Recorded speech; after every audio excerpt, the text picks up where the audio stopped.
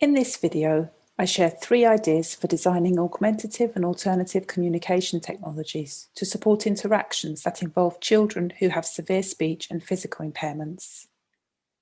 Do you ever think about the strategies that people use in conversations to support them in sharing common ground?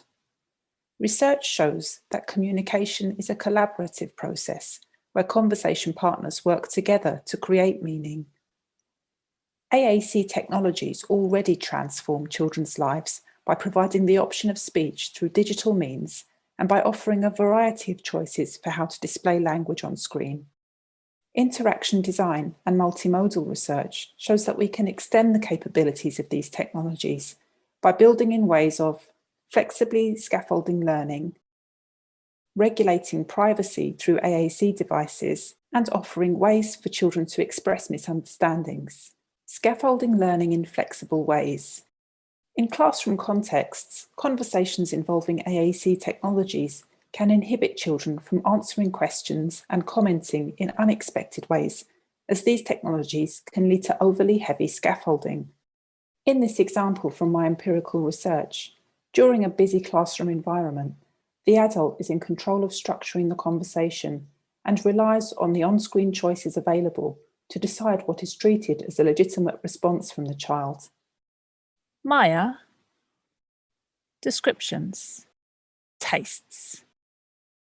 Was it yummy or yucky?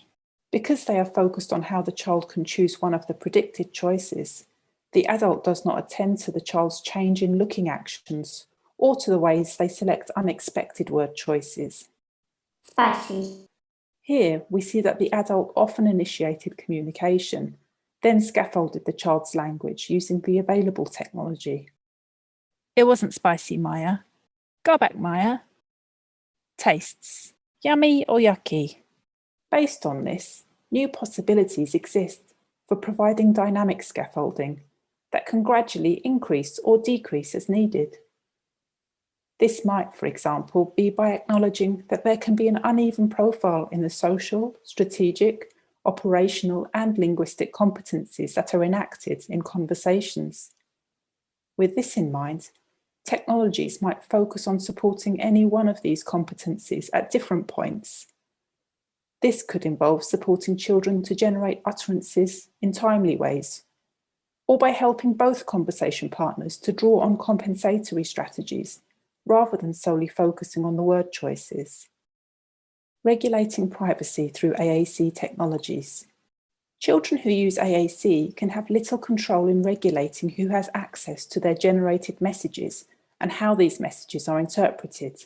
In my research, AAC devices were used as archival objects that adult conversation partners could use to retell what a child had previously said. For this reason, it's important to consider new and nuanced ways of regulating disclosures through AAC technologies. For example, by allowing children to control the ephemerality of their utterances, or regulating the spatial arrangement of their AAC displays so that they have control over whether to share messages beyond the original context within which they were created. Offering lightweight ways for children to signal misunderstandings.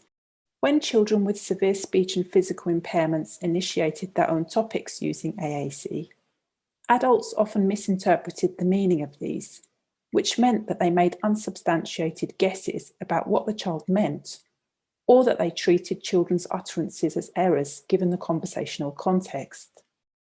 I'm sorry. What are you sorry about? Did you want to join in? In these situations, children did not have the resources through expressive modes to self-clarify or to signal that problems had occurred in understanding. With this in mind, AAC technologies could offer a child lightweight ways to explicitly signal that a problem in understanding is occurring, which could then promote ways of developing new skills for negotiating these instances. Integrating AAC technologies into everyday conversations involving children and adults is a highly complex process, as AAC technologies are often used as both learning and communication tools. I have shared 3 possibilities for building on the design of AAC technologies by scaffolding learning in flexible ways, regulating privacy through AAC devices, and offering lightweight ways for children to express misunderstandings. This research was undertaken between 2015 and 2021 and funded by a PhD studentship and separately by a postdoctoral fellowship awarded by the UKRI Economic and Social Research Council. Work was carried out at the UCL Knowledge Lab within the UCL Institute of Education.